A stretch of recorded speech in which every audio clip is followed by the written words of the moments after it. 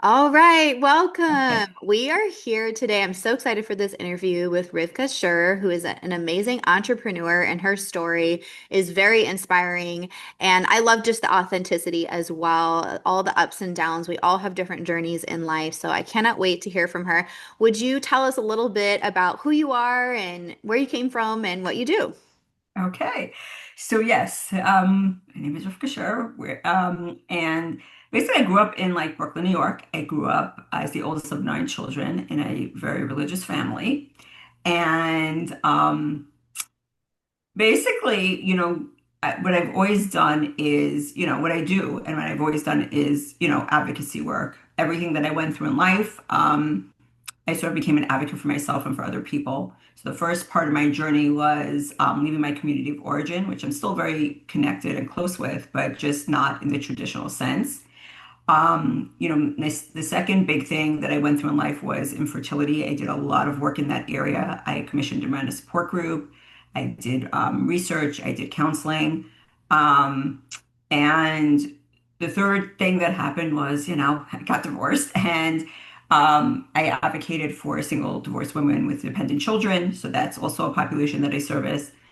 And I was also later diagnosed neurodivergent. So that's like a newer, but I think I help ADHD entrepreneurs since I know what it's like. I know how to, direct it in the right direction. I also run a gluten-free community. We have 57,000 members.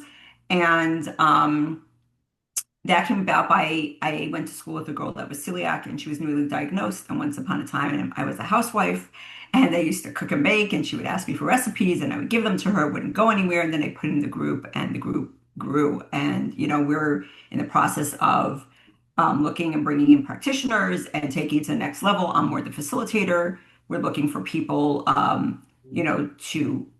service, the community. So those are, and then I decided to go back to school.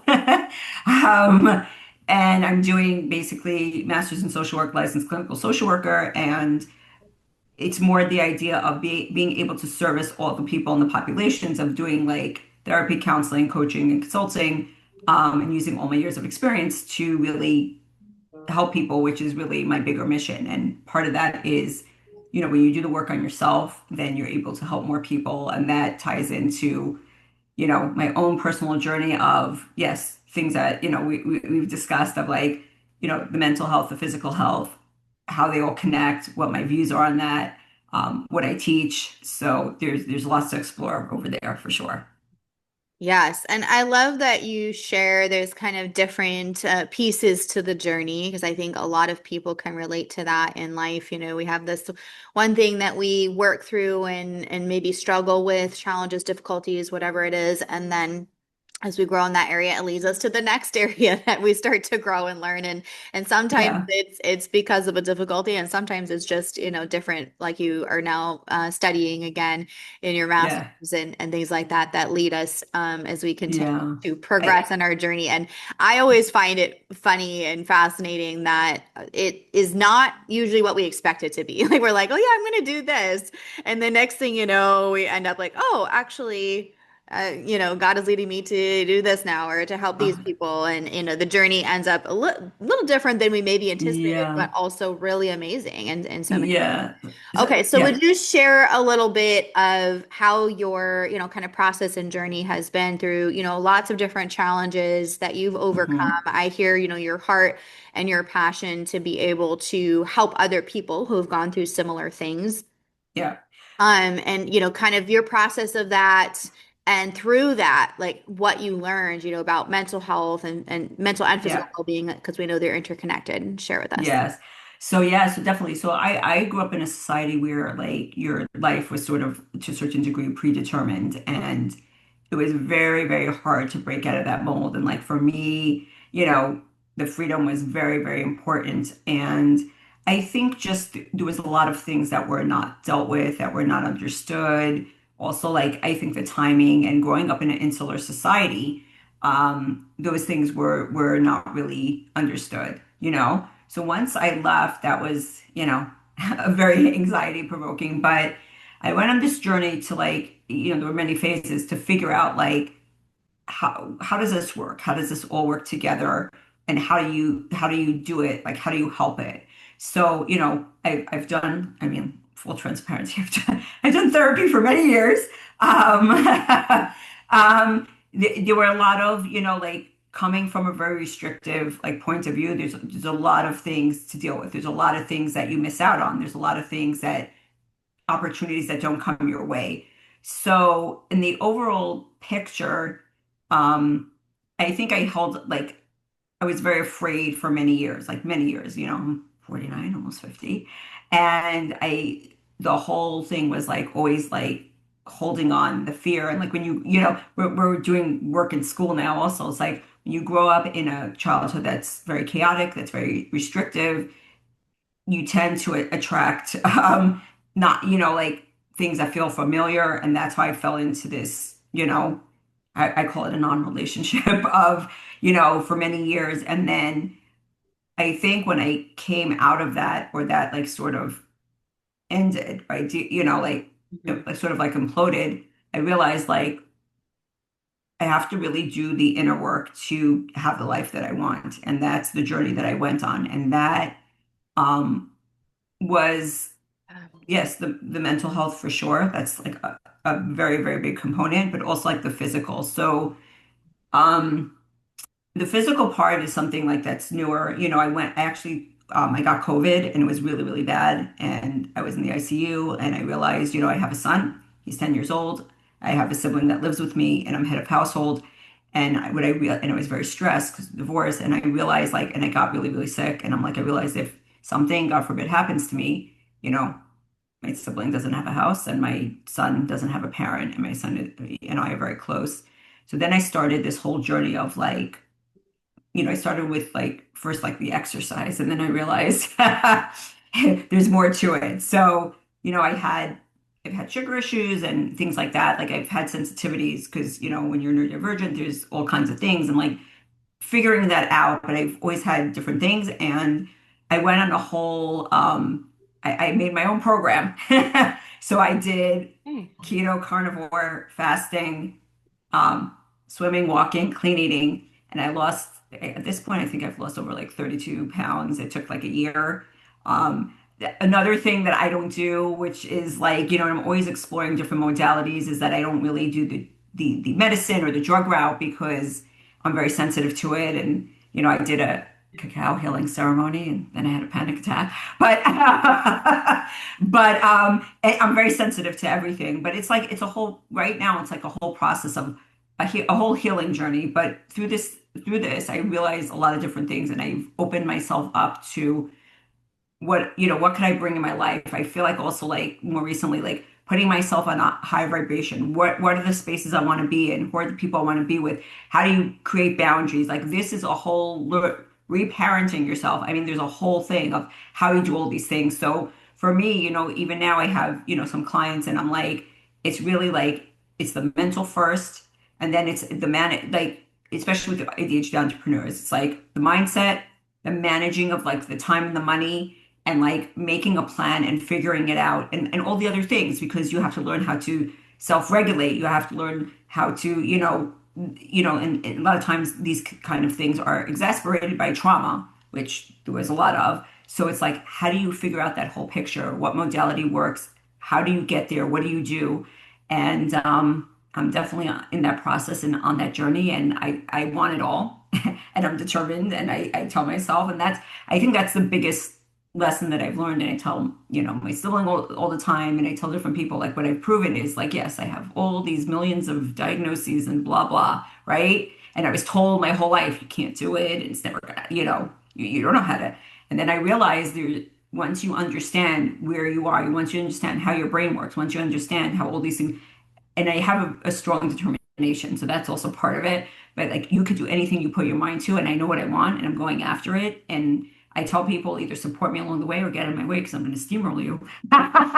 But because I'm like I've put up with enough things in life, and now it's like getting to that realization that I want to do that, and like still also the part of like the more you fix within yourself, the more you can help others. And that's what I've done it for 30 years, and I want to continue to. And this is I feel like I found my mission and goal in life. It's just a little bit some days about the how and like getting sometimes stuck in like, oh my gosh, this is like it's a little bit too crazy, but I keep going, right? Right. Right. One day at a time, one thing at a time. That's all we can really. Yeah.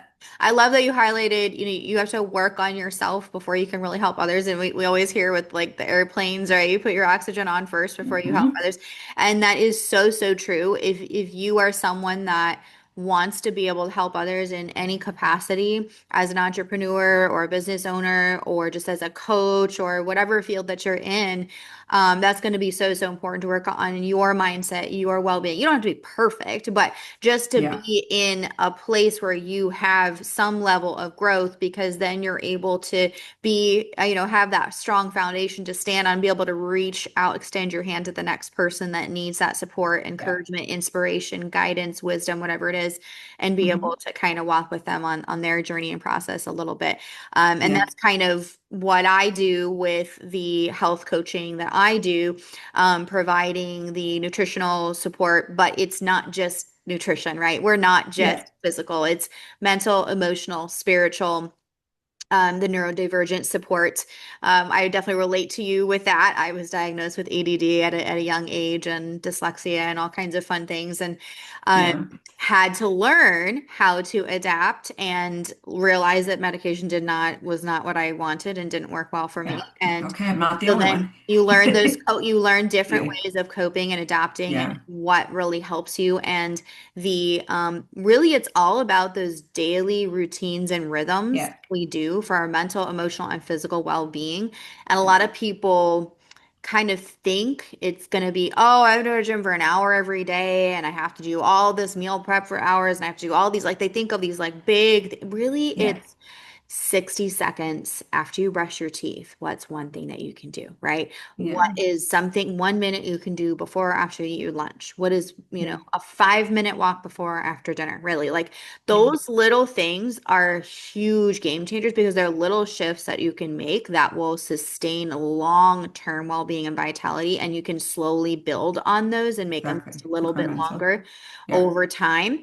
And then you can maintain that well-being, physical, mental, emotional, so much longer. So that's what I love to do. And I love that you mentioned the neurodivergent because I think there's so many people that have very big dreams and hopes and have the heart and soul of an entrepreneur and want to help people, but with the neurodivergent piece, I think our generation, your generation, my generation of the parenting, the school, all the things did not know how to help us to Yeah. succeed, so to speak, and Yeah. didn't have very helpful methods for our type of brains and all of Yeah. the things. And so we are, like you said, reprogramming, rewriting a lot of the things that we learned, so to speak, that Yeah. weren't helpful. Yeah. I've been on a journey of that as well over the years, and I've learned a lot.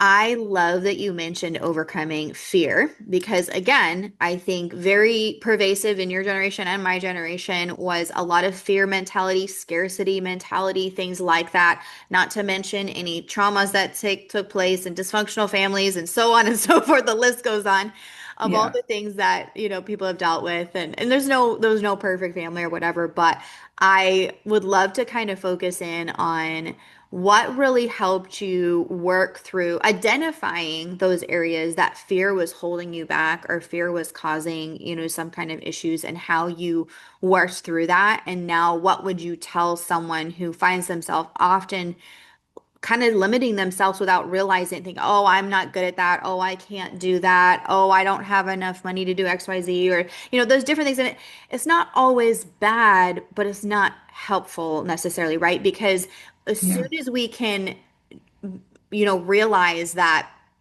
I can give up, give in, or I can give it my all, right? When we face that fear or that blockage or that hurdle, that Yeah. whatever it is, that challenge, and instead of letting fear run the show, we can actually push through it and be like, okay, all right, what can I learn from this? Hey, what is there to lose, really? Not that much, I can give it my all and at least I know I tried my best, right? So anyways, would Yeah. you share what has helped you through that? Yeah.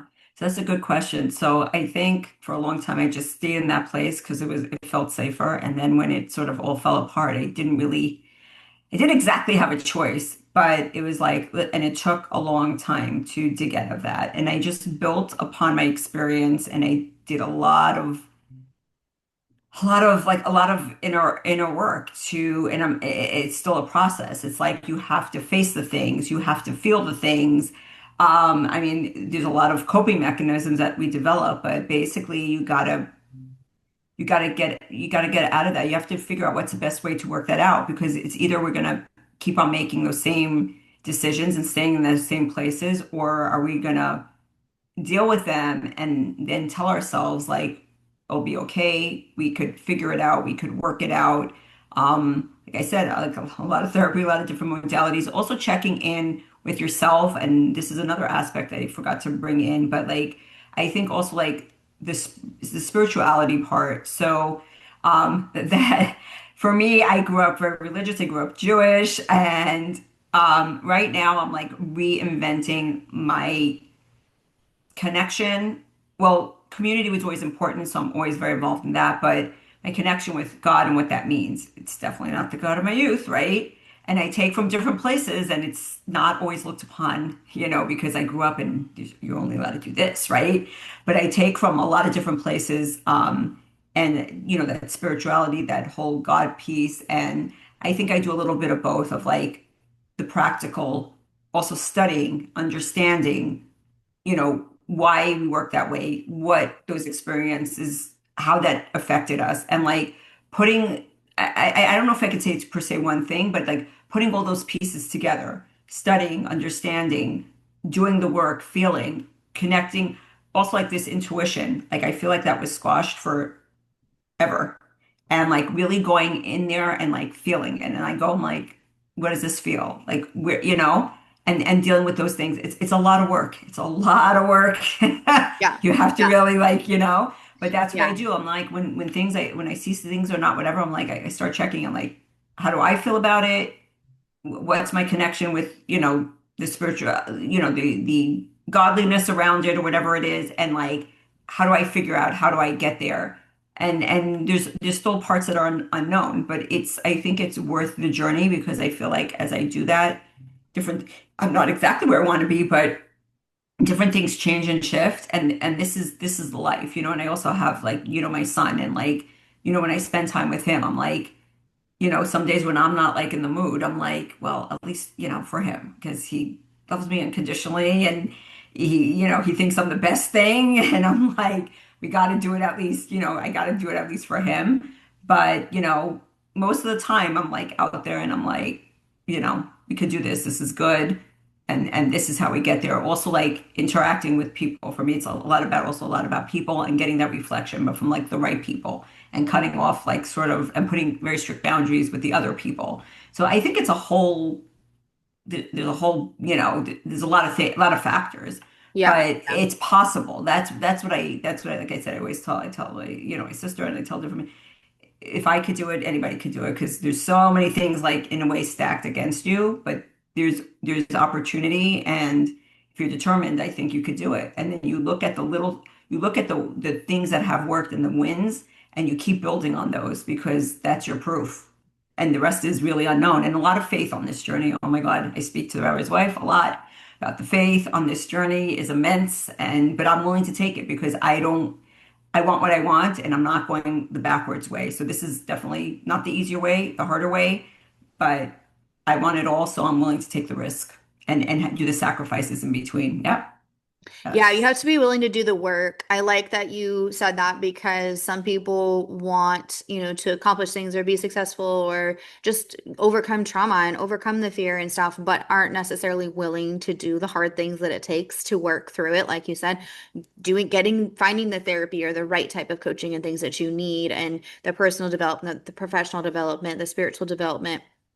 and those kinds of things. But you don't have to do it all at once, right? And I love Yeah. that you said, so just remembering that the first, just taking one step at a time, just being, like you said, stepping out in faith, that one step at a time.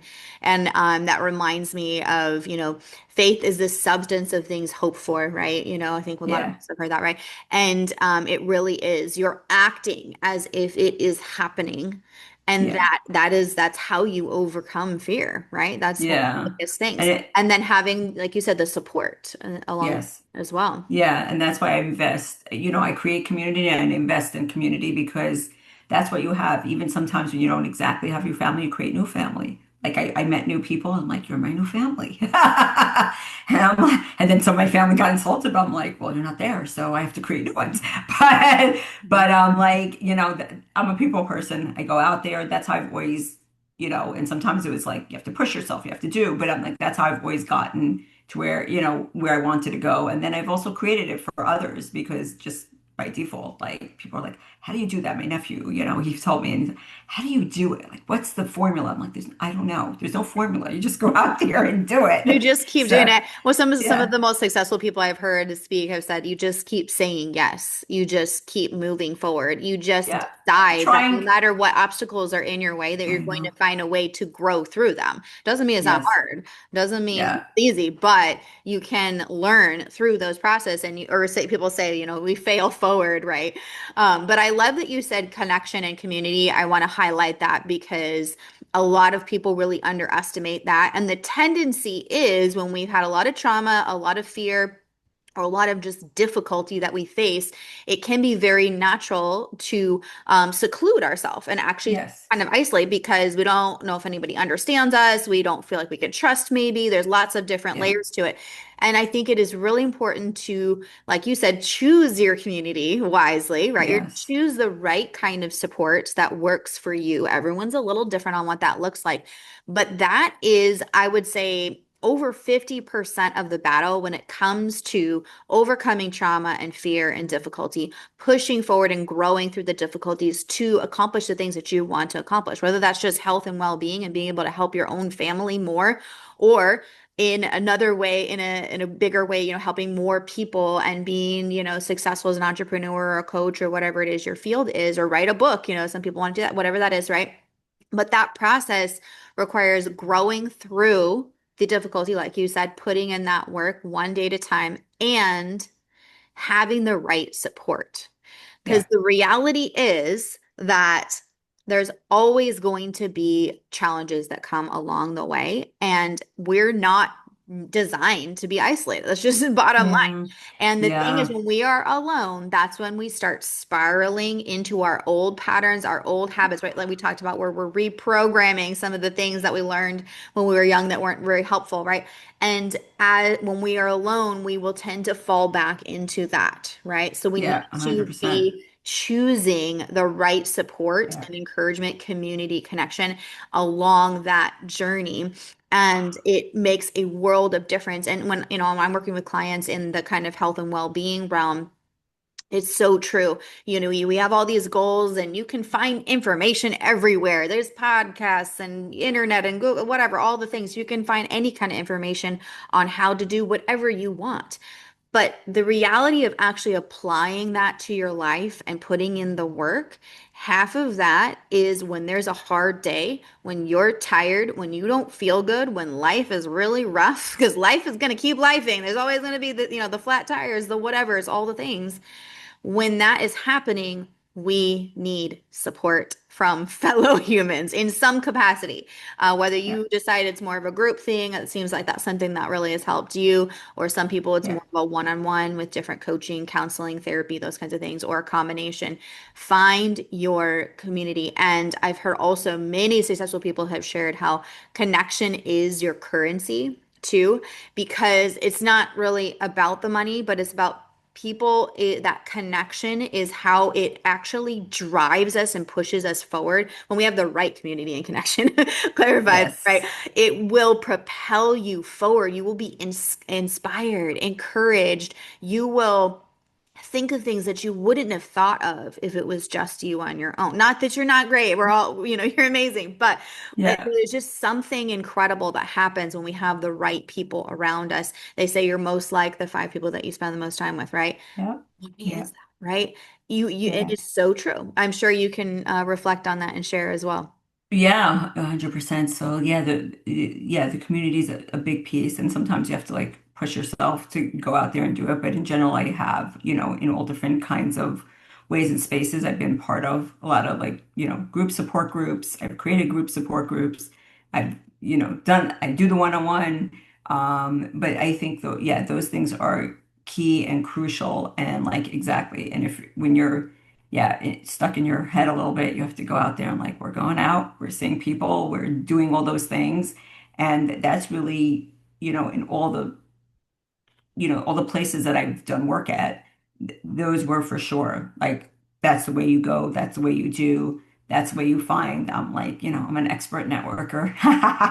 And I just speak to people like just, I do everything like, deep and, in that kind of way. But yeah, this is something that's I think that is it's key and crucial. And that's how I got through every stage of my life of like who's out there, what's out there, how do I access it, how do I do it, how do I, on both sides, how do I create it, how do I be part of it, how do I help myself, how do I help other people, and that's really been the whole way and the whole journey of where I am and where I want to get to. So yeah, that's definitely key pieces for And I sure. also love how you often are reaching out to help others with similar challenges and whatnot. That's another thing that I've seen. Some of the most powerful ways of overcoming difficulty, trauma, fear, so on and so forth, is when you decide to help someone else.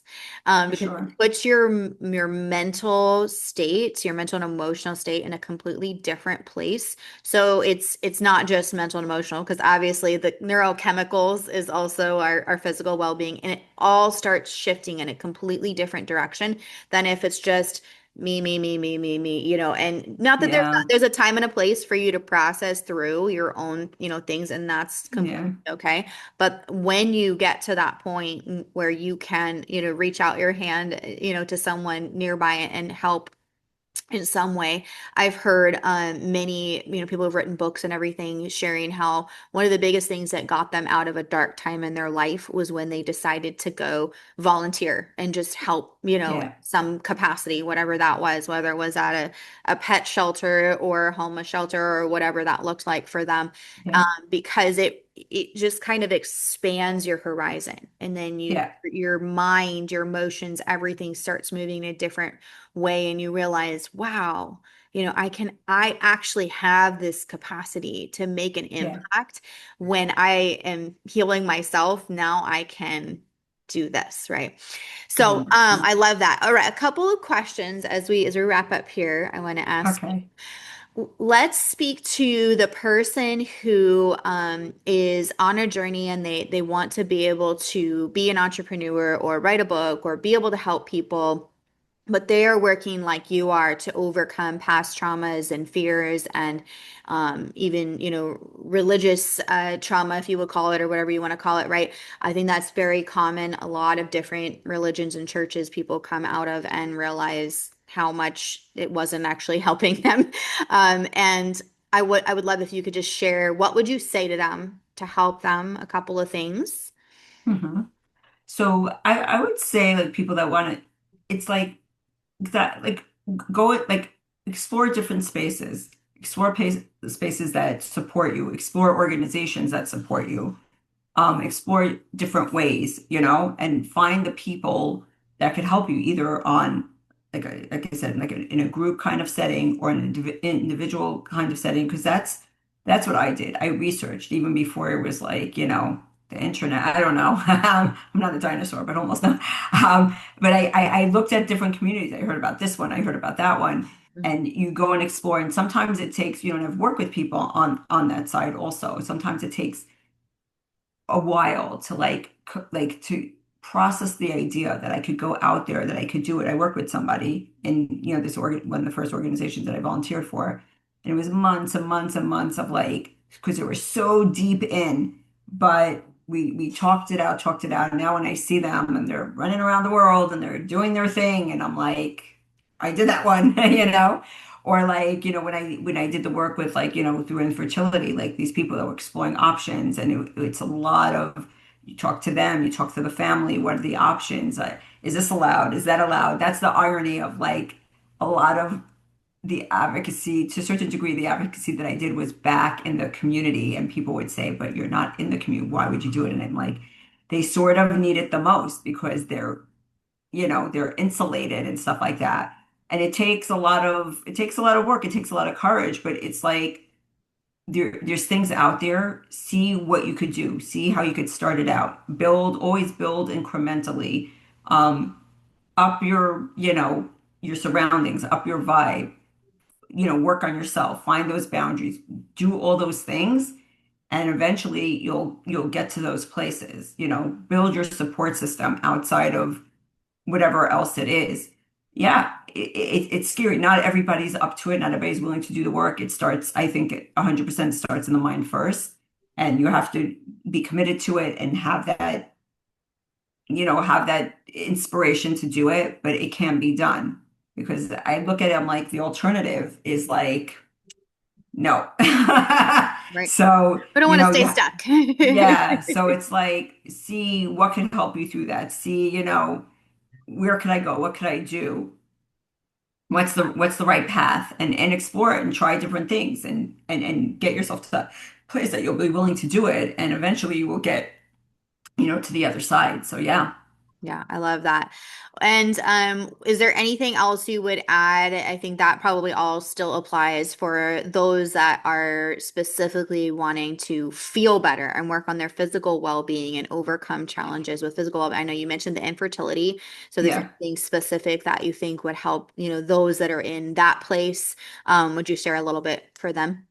Yeah, so listen, infertility is like, it's been a few years since I've done, but I think understanding, exploring all options, and also looking at it like whatever option you choose, and even if it doesn't happen the way you think, it's not a failure. You tried, you went, of course, do it in the best way that you can.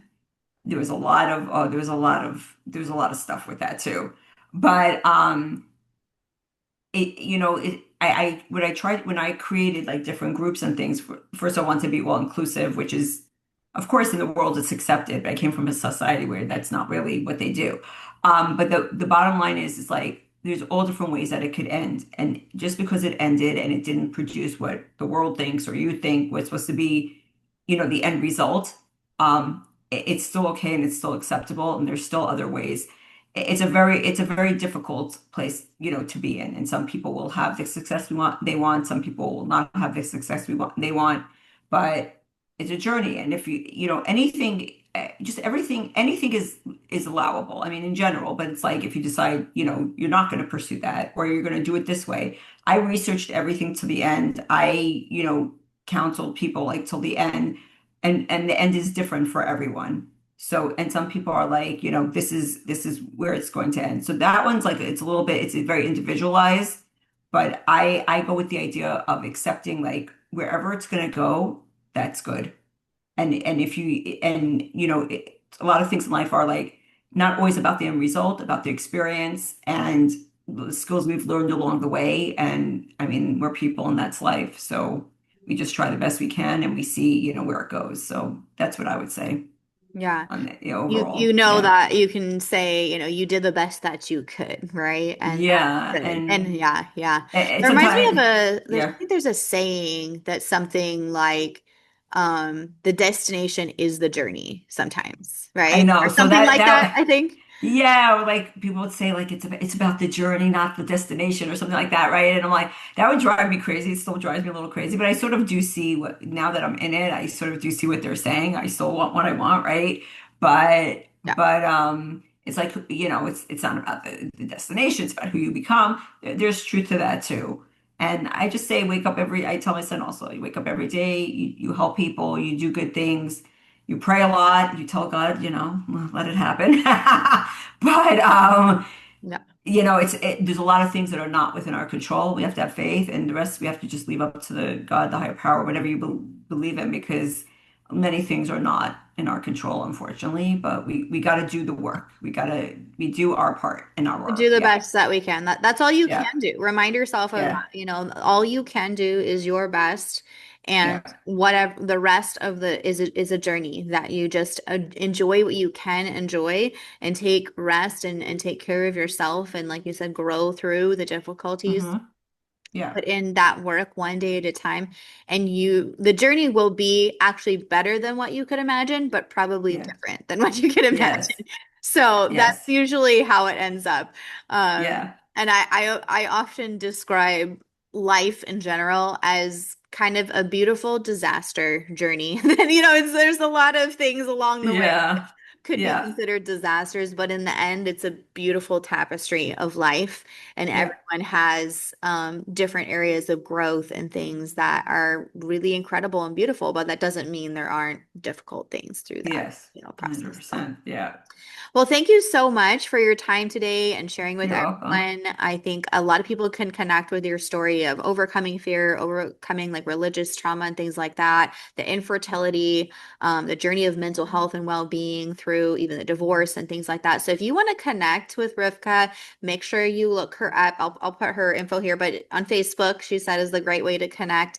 And I'm Hmm. sure she can get you connected with some of her groups as well if you would like to. So make sure you Hmm. reach out. And when you do see this, tell us how you appreciate this episode, what most stood out to you and resonated you. We would love to do that.